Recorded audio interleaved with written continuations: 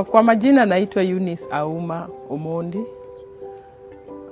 Hii kijiji ni Ogago na hii mradi ambayo imeletwa kwa hii kijiji, tuko hapa hii kijiji tuko kwa North Sakwa Ward, county ya Siaya.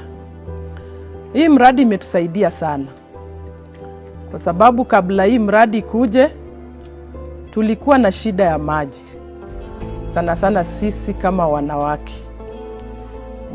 Vile mnavyojua, mama anapenda maji sana kwa sababu usafi unaanzia maji.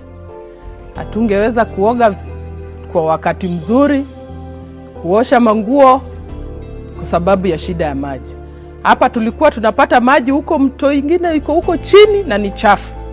Tunashukuru wale ambao wametuletea hii mradi.